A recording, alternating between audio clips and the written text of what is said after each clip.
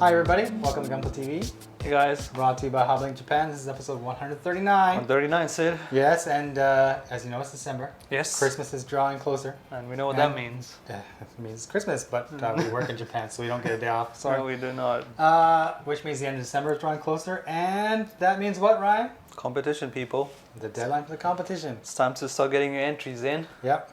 I've seen some really good entries so far. Mm-hmm. So yeah, keep them coming. Good. Just for everyone, it'll probably take us a month to actually announce the winner. Yeah. So you're probably looking at February. But yeah, you got to enter to win. I want to point out that there's no extensions. Like if you email us the day before and say, I'm not quite done, I'm sorry, can you wait? Well, there is one thing. Is someone did ask me, like, well, you say it finishes on the 1st. Yeah. Look, in whatever country and time zone you're in, just the end of the 1st. Yeah. So some of you will have slightly more time than others. It just makes it easier than all of you guys trying to figure out what JST time is. Yes. Sounds so good. Keep that in mind, yeah. Okay, well, now we can talk about Gunpla. Yes. And we have a big episode for you guys today. Huge. Not lots of stuff, but a fair amount of big stuff. We got lots of big kits to show you. Of course, we do have the Sazabi Ver Ka. It is built. We're going to be bringing it on the show and talking about it. Very good. There's a couple new things that arrived. They're also pretty large. But before we talk about all that, yesterday I think, on the site went up all the new Bandai. And some very sexy stuff. Some very sexy stuff is in there, including stuff we saw at the Gunpla Expo.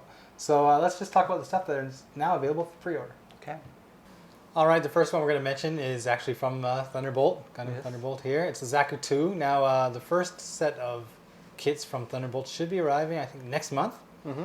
So then February will bring us the Zaku. So here's the Zaku 2, just a normal Thunderbolt version. It's just the normal MS Zaku here. But if you look at the next Zaku they have the R. This is the Thunderbolt version. I think this is the high mobility, is what they call it at the show. That's an impressive backpack. Yeah, that's got a monster backpack on there. I sure hope it comes with some kind of stand, or I'm sure it'll come with the adapter. But if it comes with a stand, you know, we're definitely going to need one because I don't think it's going to stand up on its own. But that does look pretty cool. Next up is MG news. We now have the Build Gundam Mark II. We saw these at the Gunpla Expo, and this is just the prototype for that prototype shots. We don't have the actual proper images yet. Those will come in the next month or so, but it does look pretty cool. I do like the Mark II. Yeah.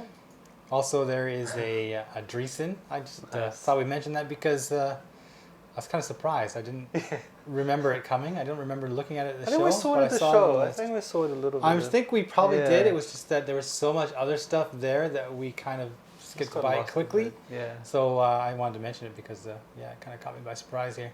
And of course, this guy, this is the Sengoku Astray Gundam. It's really, really popular. Like the HG, I think, sold out. First wave is already sold out. We'll show that on the show because I have one here. But this MG is going to be, of course, master grade quality. It's going to be awesome, 1/100 scale.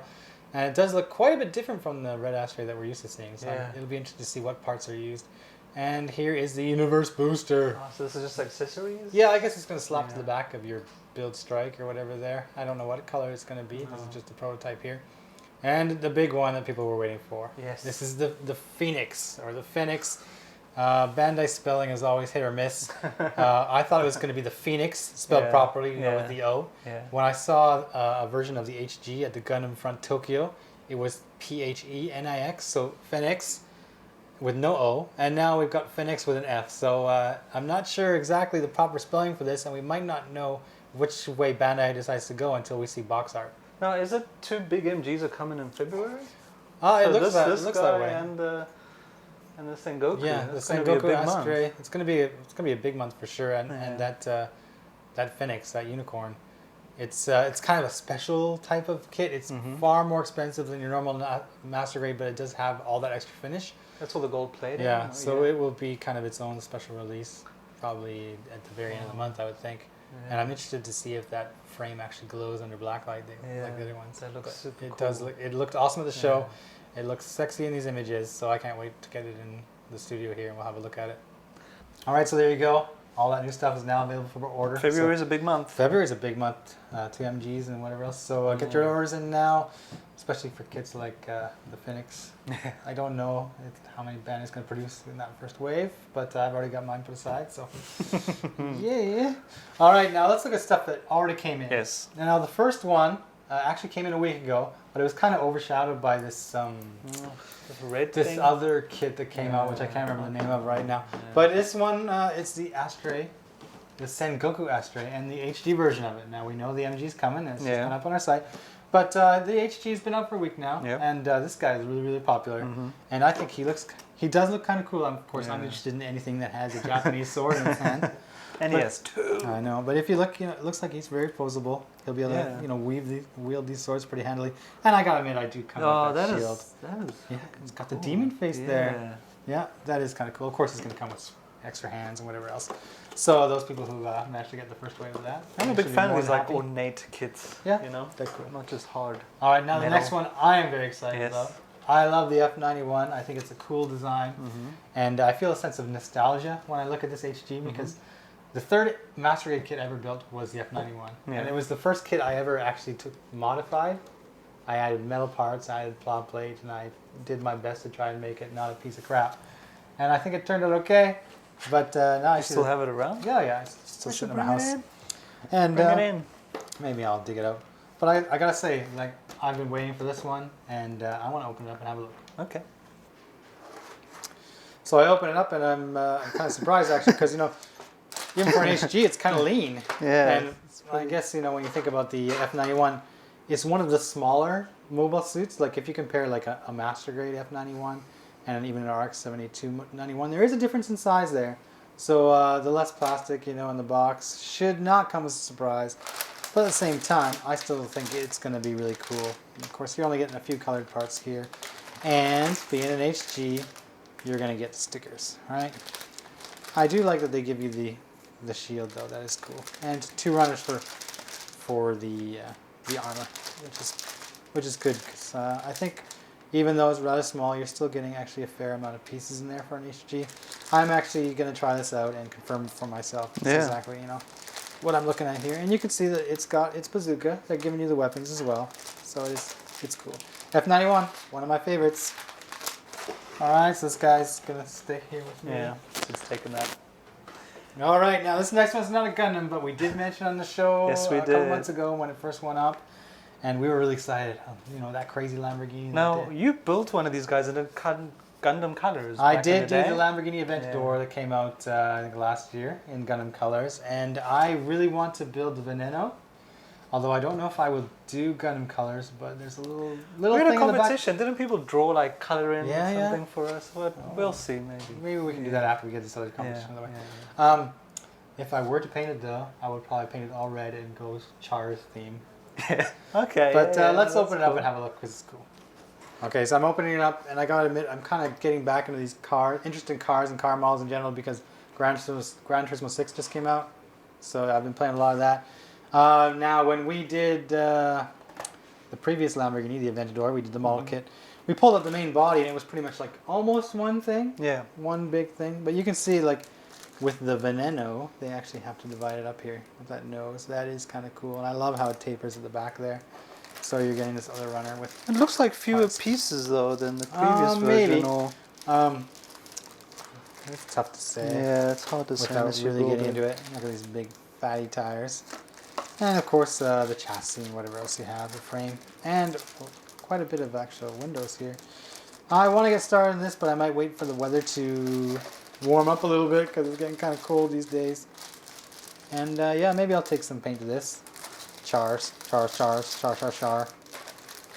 right, there's the Veneno. I want one for Christmas. Yeah, this is also coming with me. Okay, now Ryan, this pre-order from my side of things is done. Now, yes. I heard you had something you wanted to show, maybe. Yes, and let's just say it's pretty damn big. Okay, Box, who now replaces Ryan. What do you want to say about this thing? It has more personality than me. Yeah? It's the Gojulas. It is the Gojulas. 32 centimeter high kit once finished. Yep. This is epic. It is epic. We saw it at the show. Remember we went to the model show? They actually had 2 guys sitting down at a table building this, and the stack of runners beside the gentleman was as tall as he was. Just look at this. Crazy. It took them all day and they still didn't finish it. Look, this is a good size box, so the shipping is quite high. But actually this item is sadly discontinued. Yeah, it's sold out already. It's sold out. But we will, of course, pop it open and have a look inside. Yes, but we're not going to build it because somebody's already purchased this thing. So here we have the epic Gojulas. Gojulas. What I particularly like, he has like a little stand for his tail. Yeah, I mean, I imagine that thing must be fairly heavy, right? Yeah. No, if it's anything like the Godzilla or Iron Kong, it's you need support in very specific areas. But I just love the look of this guy. That's awesome. I know a lot of people in this office are fans of like Godzilla and that kind of stuff, the kaiju stuff, and this guy fits the bill. I mean, it's just so big. But yeah, let me open this up and we can go from there. Okay. So, I just gotta say, I love how the box opens. It's like a suitcase. it's actually very similar in some respects to the Iron Kong, that they do come in these white boxes. Yeah. So you get 3 of these guys. And actually he has another box on top of this box that we haven't shown, that he actually arrived in. The shipping box. Yeah, so he's serious business. Just to give you a rough idea of what we got, just look at the amount of runners in here. It's like a grab bag. It's and all of these guys here all have runners in them. And of course, different colors. Yeah. Actually, here we have the manual. Mm-hmm. That's one hell of a serious manual. I do like how Kotobukiya do their Zoids manuals. Yeah, a lot of detail in there. Well, they even have a few of their gold version. What is in this box? And if you got this on Christmas... You know what I would do if I was giving this to someone as a Christmas present? I would take these 3 individual boxes and wrap them separately and put them in different parts underneath the tree. So he wasn't sure what he got until he opened them all up, maybe. So anyway, you get a pretty good idea of what you're going to get. Yeah. And it's a serious It's kit. a lot of stuff. Allot yourself 3 to 4 weeks to build this guy, maybe? No. If you're on vacation, you haven't done a week, but still. And look, if any of you are actually building this and have ordered it and are getting delivery, please show us some photos. Yeah. I'm actually really interested to see how this guy. I also want to completed. see like how you organize your setup when you're building it. Like if you're building it at the kitchen table, like how do you have all this stuff organized while you do it? So Sid. Yeah. The Sazabi. Yes, that's what people came to see. People paid the Lay it on us. I got it right here. It's all done. Like I said, Wow. I built it over the weekend. It's a work of art. It is. It is stunning. It's a big hunk of plastic right here. I'm actually just kind of amazed at its size. I knew it was going to be big. Yeah, that is seriously but big. it's even bigger than I thought it would be. And to give everybody out there, even bigger than I thought it would be, looking at you originally. I know a lot of people are kind of curious as to just how big it is because it's tough to tell from images and whatever else. So we're going to kind of do a size comparison. So we're going to bring on... We're going to whip him out. That's what she said. On camera. And I'm going to bring out Facepalm Gundam here, who is now turned into hiding his shame in his face and embarrassment Gundam. Because, like... Yeah, he's like, You cannot stand with the Sazabi 2.0. Like, you just can't do it. Sad. And this is Sazabi's not even opened up yet. You can open up this. We'll talk about this in a minute. Okay, let's bring out the new Gundam version Ka. Yep, the titanium finish. Sazabi's nemesis. This guy was still in the studio. Let's put these guys next to each other. Now we know that the new Gundam has the fin funnels, which actually stand taller than the Sazabi, but that's just a back. Look at the good indicators. It's the top of the head, the crown there. And this is a tall kid. Don't get me wrong. Ka is a big kid, and it gets even bigger when you start expanding it into its cycle frame kind of exposed mode. But the Sazabi still kind of just towers over it. Beefy. Okay, now there's one, I guess, definitive size comparison we need to do.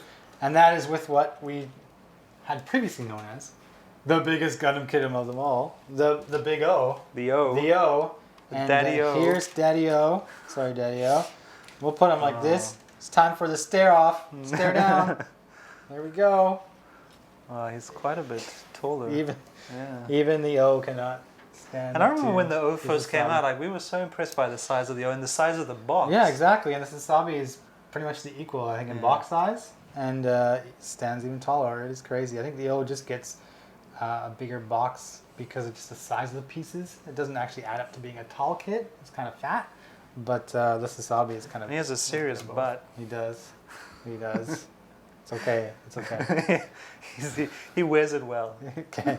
Now, we did have a PG in the studio, so we thought we'd kind of unfairly compare the Sazabi to a totally different scale kit. But even then, yeah, it's still. the Sazabi kind of handles himself pretty well, Yeah. I'd say. There's a good chance of taking him out. Yeah, that's Yeah. all right. So let's clear the table off here because we got to talk about the Sazabi. Now we know there's lots of gimmicks. These things will open up. These things will open up. These things will open up. And I kind of want to show everybody that, but that requires a little bit of preparation to get the camera in position. So give me a second to get all ready for that, and we'll actually talk about the different areas of the kit and how they transform. Okay, here he is, the Master Grade Sazabi, all built. Took me all weekend, but I did get it done. It's not as difficult as I thought it would be, although there's some tricky areas. But it is time consuming. There's a lot of parts going on, and we know that is mostly because not only is he big, but he's meant to open up. This armor is meant to expand. So I'm going to talk about various issues or aspects of that, and then we'll talk about a specific part of the build that I want everybody to watch out for. So the first part of the expansion I might as well show is the pod things in the back here. Now these are meant to open up. Now if I do this right, and everybody can see but my big hand's in the way, basically you're meant to just lift it up, and then you can fold it open. So lift it up, fold it open. That's easy. And these silver parts open as well, or they should, like so. Now you see they have these little pods in here. This is actually pretty cool because they're meant to open up as they kind of shoot out. But all you have to do is kind of push in the bottom and they'll expand. Okay. And there you go. It's pretty straightforward. It's pretty cool. Now, getting them together is a little bit tricky. It's going to take you some time, but if you're careful, you will be able to get these guys all assembled and drop them back in here. I like these things, so I'm not going to move them around too far. I kind of want them to stay there. So maybe I'll close this up. I must say that two-tone red, it just adds such a depth to this kit. Yeah, and when you think about it here, look at the shoulder. We'll look at the shoulder right now. There's 3 colors of red on it. 3 colors. There's 3 colors of red. So while we're looking at the shoulder, let me open this baby up here. This one is fairly easy enough. Just kind of pop it open. And there you can see that 2-color frame. That is excellent. Previously, if you wanted this kind of effect, you'd have to mask and paint and mask and take a brush and whatever else. You don't have to do that on this one. It's already done for you. Yeah, Bandai is bringing its A game these days. I mean, just the quality of kits. They just get better and better. Yeah. That's the weird part of it. It's like you think you can't get any better, then boom. Yeah. I'm so excited if they do another PG. I mean, can you imagine the level of the PG? It's going to be awesome. So here's the shoulder opened up here. You can see the thrusters are underneath there. See that? It expands quite a bit. It's actually kind of cool. Now we'll talk about the arm a little bit later because there's something specific I want to mention. But what I will show is that you can take off the backpack and get in here. And here's the head. And this is where you put the LED. So the LED goes in there, click it on and drop it in there. See them back up. And while I got the head here, let's see if I can do this. You have to be very careful. This is actually meant to open. You see that? Yeah. Yeah, so the head is actually the cockpit on the Sazabi. So this will open up. There's a little door there. There's meant to be a decal in here. I have not yet put that on because I might be going with an Aurora sticker, I think. It might look better. And the way that the LED is used, I don't think I will be turning it on and off very much. So maybe a decal is the way to go, Aurora decal. But yeah, simple enough. Drop them in, push them down. On there, bro. And then I'll put the backpack back on. Actually, I might leave them off because I want to show you this. This is the back skirt. Now, it's quite big, it's quite heavy, and it takes a long time to build, but that is because there's a lot of stuff going on in there. But to show it, you kind of just pull down on here. Come on, buddy. There he goes. Oh. He opens up. You can see there's the frame parts inside there. And there's a second set of thrusters that kind of comes down. There he goes. Second set of thrusters. Because you know what? A kit this big just needs thrusters. It just needs more thrusters. Well, in space, you know, thrusters are what makes things happen. Pretty important, thrusting. Yeah. I've heard that. Okay. Now, let's talk about the legs here first. These legs, they open up as well. So, I mean, the first part, you're just kind of supposed to pull this down enough that you can open up the flap. That's not too crazy. Nothing strange about that. Now, each side of the leg actually opens up here. So we'll pop this open. And this is the connection. It's meant to swing. And then you have these parts hidden under here. So I pulled these off so you can see these parts kind of... They're hidden under here until you open it a little bit, and then you can see them. Now, let's see if I can get this back on here. The connection is actually really easy to do. I'm actually grateful for that. But because it's really easy to do, sometimes it'll just come off. But there you go. Other side of the leg functions the same way. Can we get that? And this, of course, comes out. So, open sesame. Open Sazabi. Open sesame. Open Sazabi. There we go. It actually expands quite far. It is really cool. Yeah. It is really cool. I'm going to leave it like this to kind of show the difference between legs here. But I want to mention that it will add weight depending on how you shift the armor. That's why I'm keeping the back off for now, because it kind of can sag to the back, especially with this thing fully open. I also want to show the side skirts here and the front skirts. So we'll start with the front skirts. These are very simple. Just kind of open them up. Come on, bro. There you go. Exposing some of that silver frame part there. Awesome. And the side skirt here is actually kind of cool. You kind of pull it down and then you flip the thrusters up from underneath to expose them. So they're kind of shoot out the sides there. It is kind of, well, not kind of. It's really cool. Yeah. No, it is beyond cool, actually. Bloop, bloop. How do they get so much detail into these kids? I'm just scratching my head. Like, I don't know. Like, I know a team of people worked on this. But I just want to say that Bandai, whoever designed this for you, give them a raise and a promotion and a bunch of money, because it's phenomenal. Now the arm does open up this way. Yeah. Like these are meant to open. I want to talk a little bit about the shield briefly before I do that. Here's the shield. We know it's very big. Normally the connection is like this. You can see this part here. I think it's supposed to kind of fit in here, like so. You can get the shield on. Yeah. And it's also meant to hang from in here. If you open this up now, this is really hard to see. I hope you can see this. Yeah. Okay, here's the connector on the shield. Yeah. Swing it around like this. Okay. Now this little hook is meant to go under here, and up. Yeah, I think it's supposed to be under here. Yeah, under here and then up. Okay. But the chance of you getting enough pressure to actually get that thing to click into place, like you're gonna have to like come from both sides and try to maneuver. I found that it wasn't worth it, to be quite honest. Okay. And I found it was much easier just to plug him into the back here, like so. But if you do plug him into the back like so, like you see, it's very strong. It'll stay. It means you can't open up the back of the arms, so you have to kind of decide what you want to do here. So to open up the back of the arms, you have to pull this out like this, pull this out like this, and then you can kind of twist them. But of course that means that you cannot really use this connector because these things will be in the way. So kind of decide what look you want to go with and then adjust accordingly.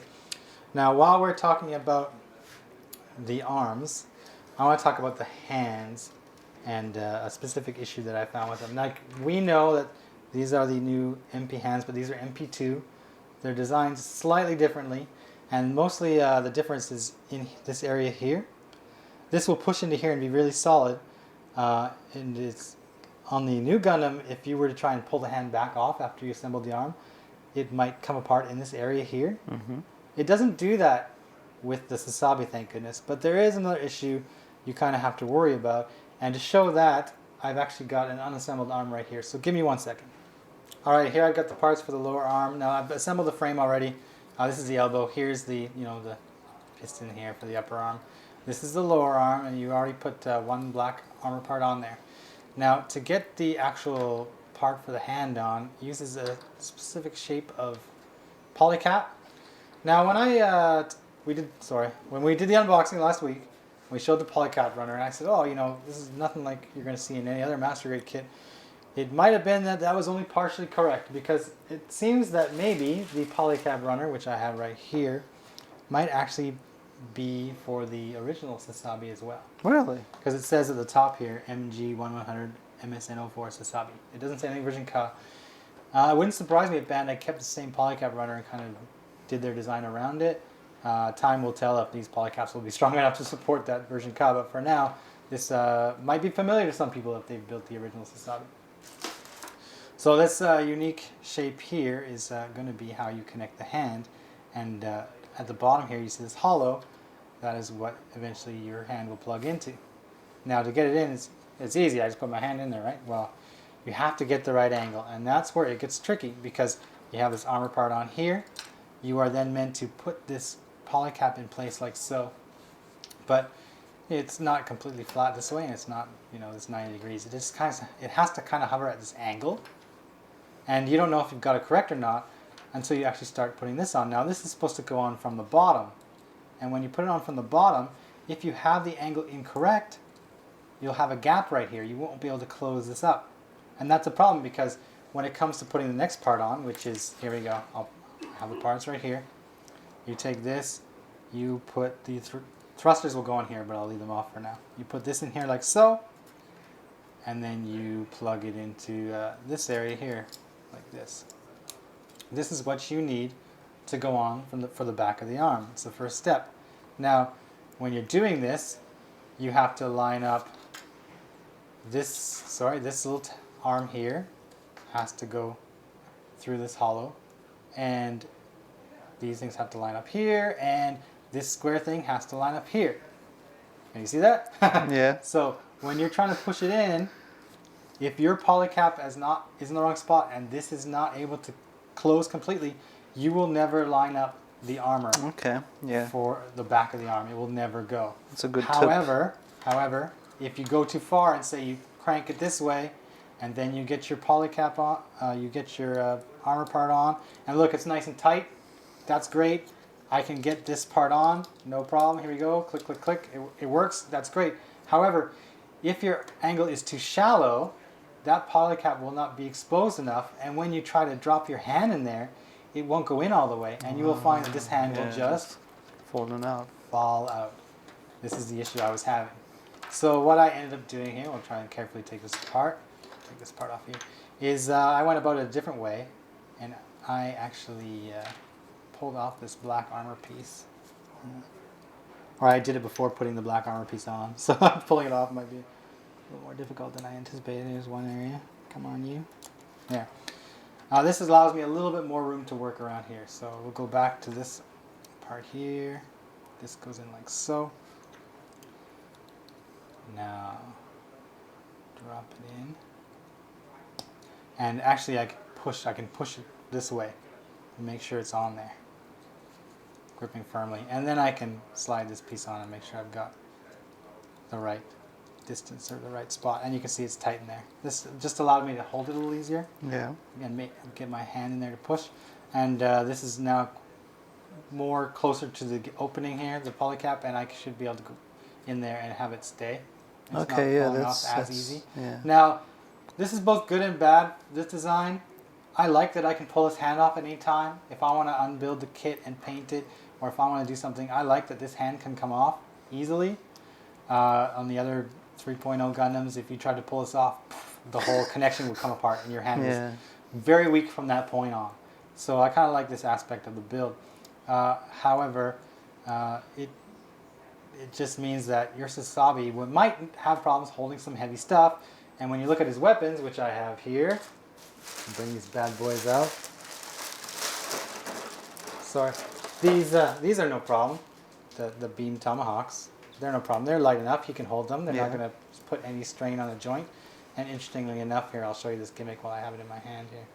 Close these up and flip this up here. And this goes in here like so. So you can actually store these underneath. It is kind of cool. And where's those other guns? They're so big you think I'd be able to find them pretty easily. Like, look at this thing. It's huge, it's a shotgun. Right? Luckily for us, we have those tabs, which will mean the hand will grip it. But if it's a little bit heavy and this is pretty loose, it could end up dropping. And the other gun is even longer. So I find when I am building this that I have my Sazabi holding the weapon with two hands. But that's kind of one of the prices you have to pay when you have a kit designed this way. I mean, still, even with that, it's still not too terrible. So one other thing I want to show involving the weapons here. Let me get out that other gun. Here he is now. This is kind of cool. It's very big, yeah. And it actually has a slide part here. Click, opens and closes. Now, for those who don't know, I didn't realize it until I looked at the manual. This thing is meant to work with this thing. Recognize that? This is the bazooka that is now available with the Shinanju Stein version cut and the anime Shinanju. It can work with this rifle. So that's what this handguard is. You open this. I have a bad feeling it's going to be a noob tube. Noob tubes, you need them. Yes, you do. Everybody needs Easy noob kills, tubes, Ryan. Easy kills. Like that. And plug this on here. Click, click, click, click. And look how it fits up there perfectly. Yeah. And you can drop this on the top here now, if I can remember where it goes. This part right here. You have yourself super rifled bazooka. It's even bigger than the Shinanju one. It's actually craziness. Craziness! Madness. It's awesome. While we're talking about weapons, I might as well show the gimmick with the beam saber handles. They can be stored in here, in the wrist. Okay, that's kind of cool. That is really cool. Yeah. So you can actually plug the beam effect part in there as well. So it looks like he's Spider-Man. If you want to do it that way. Spider beams. It is cool. One more aspect of the kit that I wanted to talk about here. Sorry, give me a second here. It's very, very small, but a lot of people are very interested in it. I found it, Ryan. It had rolled away from me. Your space ball. Yeah, my cockpit ball. Now, normally the cockpit we know in the Sazabi, New Gundam version Ka, they're kind of all in the chest. Mm-hmm. That's not the case with the Sazabi. It's actually in the head, and you can see this kind of round part here. Here. This is all round. This is the cockpit, and if it's tough to see, I actually have one here. Here it is. Now I've already started building this because I wanted to show everybody that it has these clear parts in the middle here. Yeah. For when you put the LED, it's supposed to shine through there. But because of the design of this, I mean, you're meant to put parts underneath here, and then a big frame part to hold the eye lens and everything else.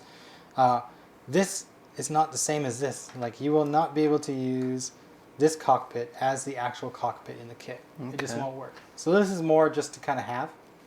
This part of the collection. You've got your pilot. You know, it comes with the figure. You can create that cockpit, but you will not be able to use it in the build, unfortunately. Okay. Okay, now the last thing I think is really cool are these things. Now, this is found along the center of the Sazabi here. And we've seen these in this Shinanju. There's lots. Zaku's, Zaku. The Goof. And every time you're building these things, you have these sliding around. You have a tendency for them to fall off. You lose some of them maybe. The design of the Sazabi is quite a bit different, and you can see I've already got one half here. Now, this might be really hard to see, but I will cut one off here. Click. Do your best to get as close as you can to that, okay? Okay. Is it in focus? Yeah. Okay. The thing to note about this, maybe I'll take it to you. Okay, the thing about this is that it's not just a normal cylinder that's like even on both edges. It actually has this ridge right here. So it's not symmetrical. And when you build it, you build one side of it with this ridge facing this way, and you will build the other side with the ridge facing the other direction. And I've already put one on here. I will take it off and everybody can see it again. 1 second, please. Now, I was kind of hesitant when I got to this part of the build because I thought, oh great, I'm using these things again. But look, like, they fit on there so well. They're not shifting around like we're used to seeing with all the other MG kits that incorporate these kind of tubing. They actually go on there, and because of their shape, when they hit the bend of this little plastic reed, they kind of jam in place. Mm-hmm. So like this one here is holding all these other ones in place. They'll move a little bit, but not a lot. And it's actually like, they don't go anywhere. Yeah. It's great. For some reason, they just hang on there, and it's fantastic. So I gotta say, I owe Bandai a handshake, a high five, I don't know what, more money, I don't know. They went ahead and they changed the design of this tubing to make it much easier to work with. And I hope that if we see a Zaku 3.0, that they use this kind of design, because it'll be much easier for building the head and the skirt area for all the Zakus that will have this tubing. So it's pretty awesome. Well, I think that's all I have to say about the Sazabi right now, because I don't want to spoil everybody's Christmas present if they are getting one for Christmas. So let me tidy up my work area here, and we'll get to questions. So I'm going to kind of end the show here. I mean, there's more stuff I want to talk about when it comes to the Sazabi, but you know, the sheer number that we sold, and everybody's just waiting to get their hands on it. I kind of don't want to spoil people's Christmas. Like, so people are going to be building this. People are going to be building this through the break. You know, they're not at school or they're not at work, or you know, they're going to sit down for a good chunk of time and they're going to build this. And I kind of want them to experience this kind of surprise. Experience. So just be known that it's going to be awesome, guys. It's going to be awesome. Yes, Sid is so impressed. I love it. Best master grade kit ever. Okay. There, you heard it here first. Certified from Sid. We're going to stick that on the box. Best master grade kit ever. Oh, okay. Okay, questions. Yes. D.O. Quanta. Hey guys, as you know, there's been this boom of 3D printing. Do you think in the future Bandai should make 3D templates on like AutoCAD, and that we could buy and download the templates from the internet and send it to the 3D printer, and the printer would print each piece by piece, and we could clean and paint the pieces and put it together for a final product? I don't think those way days. ahead in the future. I don't think those days are too far off, but I think it would more likely be knockoff kits and people who work with resin who would be. It'd be like torrenting. Like, they would be taking advantage of 3D printing. I mean, we know people do knockoff kits already where they like get their hands on the runner, make a mold of it, and then start putting out runners. So every time you copy, a Gundam dies. That's right. You know, keep that in mind. A little kitten Gundam. Yeah, a baby Gundam, an SD Gundam dies. I think we would see it, but I think we'd see it used illegally before we saw any major company try to go down and also, that route. I mean, there's a lot of talk of 3D printing, but it's quite a complicated process still, and you need all the materials to make it happen. So it's not like, you know, you got 5 or 10 grand. I think that's entry level printing. You can correct me if I'm wrong. So it's not a cheap hobby yet. Maybe in the future. But next, Michael Harry writes, "Thank you so much, HLJ. Best prices, best service, and best Gunpla TV show. Yeah, keep it real, guys. Yeah, best Gunpla TV show. Yeah. I don't watch any other Gundam TV shows. So I've heard the other ones are really shockingly bad. Yeah. And I did actually watch one and it was horrible. Okay. Horrible. I like how you make me feel better, Ryan. Yeah. Just a cheap imitation. Little Ryan dies every time you watch that other show. Next. Yes. Ian Chen. Hey guys, that MG Sazabi looks wicked. It is. I like the box art. And I think it is the best box art ever made by Bandai, period. It is. Can you do a comparison with the old MG Sazabi on your next Gunpla TV episode? If you have time, can you compare the old MG New Gundam and the Virgin Car? Thank you. Now, this causes me a bit of a conundrum because I kind of want to show it on the show. However, building another Sazabi that size, I may not have the time for. And the other part of that is, after building the Virgin Car, I don't think I will ever need to go near the old version. The Virgin Car is so good that I know that building that version will just be a disappointment. A lot of people have raved about the old kit. I mean, we've got it right here. Let me bring it out anyway. It'll make an appearance. We actually haven't kind of really gone into detail on this kit on the show, and it's really popular. It's 13 years old now. Wow. For the time, Bandai did a really good job, I think. It's a classic. Things evolve. Things happen, and I think that this guy's days are numbered simply because his Sazabi Virgin Car is so much better. Just like me and the 3.0 and the 2.0. Like, I'm not going to go near a 2.0 because, you know, the 3.0 was bloody amazing. Yeah, and I think, for me, it's like building a real grade of something and then having to build a high grade of something. Because when you have something that looks that good, why would you kind of go backwards? Yeah. Sometimes you want to experience the past. Yeah, I mean, you know? Some people will have this kit in their backlog and they never built it, and, you know, don't let me discourage you. If you have this kit already, a lot of people put it aside because it's too big, right? It's going to take too long. If you have this kit already, build it. Let me know how it is. Put pictures on the site because I see a lot of similarities in the images from when I look at this, but I don't think I will get around to doing it. And look, if you've built both, you know, let us know. Like, let us know about your experience. Yeah, you know, for sure. Yeah, please. Okay. I'll get this guy off the table. Next. Yes. Vincent Chayana. Hey, it's Ryan and Sid.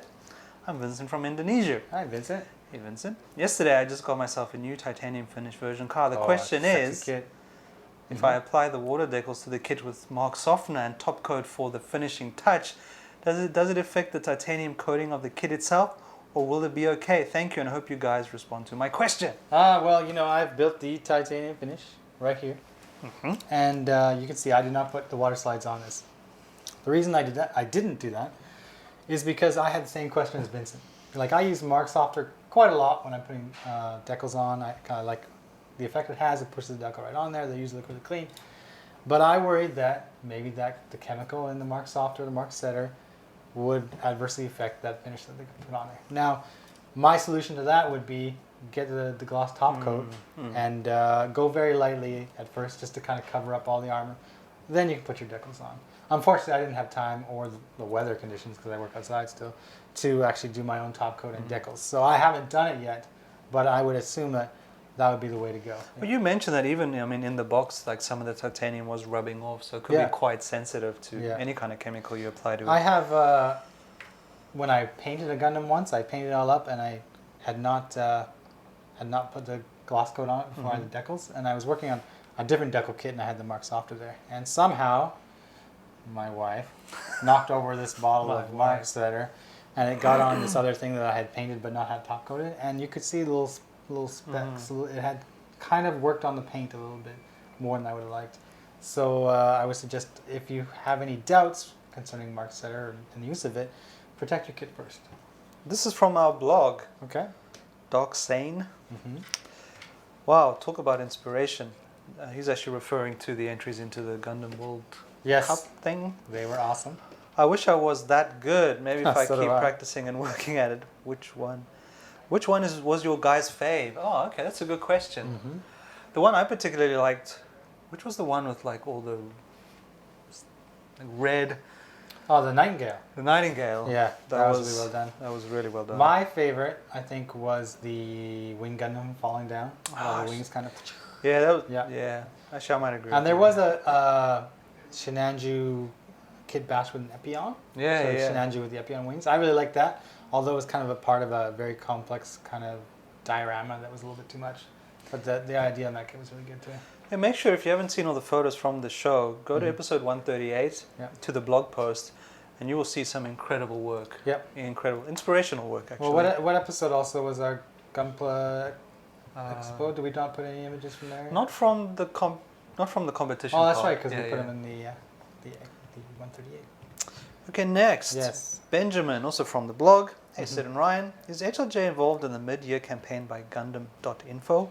When we purchase the Gunpla, do we get the serial code? Those kind of campaigns, no. Because what happens is Bandai will put a little insert inside the box, but as a distributor, reseller, we don't open up the box to do anything with it. We will get the box, we'll package it up, and we'll send it off to the customer. So any kind of promotional thing that somebody's having, we are not included in that chain. We do not have a part of it. And a lot of that anyway only applies to residents of Japan. Yeah, most of the time it's only Japan. So even if you do get anything from that campaign, just read it if you can. I think most times the way Bandai does these campaigns is they give you this little hagaki, like a little card. You have to pay for the stamp and mail it off to Bandai, and then they randomly draw like 100 winners. So if you really want to stack the decks in your favor, you have to somehow get a hold of 50 of these cards and pay 50 yen to stamp on each one, or 100 yen, I guess it is, to stamp each one and mail it off to Bandai. And it's just not economically feasible. Even people in Japan will just send away one or two. Yeah, and they might have rules against, maybe it's only in a domestic competition, but... You got to mail it from within Japan. So. Yeah, well, that's true if you're in Japan. Now, this is quite good. Chris Denozio Zeleni made us a Christmas song based on a classic. Okay. Now, I like Christmas. Yes, Sid loves Christmas, and Sid is actually going to sing it for us. Yes. Aren't you, Sid? I'm gonna embarrass myself even more than I normally do. But if you didn't see the comment, Chris here, he gave us the 12 Days of Christmas, that carol. Well, this was a private Facebook it was message, so no one has seen it. Oh, well, this is the debut. Chris, you should be honored here. He's given us the carol, the 12 Days of Christmas. He's made it a Gundam themed 12 Days of Christmas. And I figured, he went through so much work of writing this thing that I will do my best to sing it. At the end of the episode. And if people can last that long, stay posted. Give us a like. I don't know. Give us a like. It's not going to be good. I've been known not to sing very well at times. And my singing days are long gone. So it'll do well. Maybe someone will auto-tune it and you'll become That's right. famous. I'll be on the internet, and every day it's Friday. Oh, killing me. Okay. Okay, well, that's actually all the questions. Just to remind everyone, you know, we're on Facebook, YouTube. Like us, friend us, send us questions or comments. Yeah. Remember, on HobbyLink TV, we do have our groups and our competition, but there's also one groups for like Q&A. Yeah. Make sure if you have any questions, drop it in the group. There's a lot of helpful guys in there who will try help you out. But that's all I have to say. Okay. Sounds good. Prepare for singing. I'm already regretting my decision to do this. See you guys later. See ya.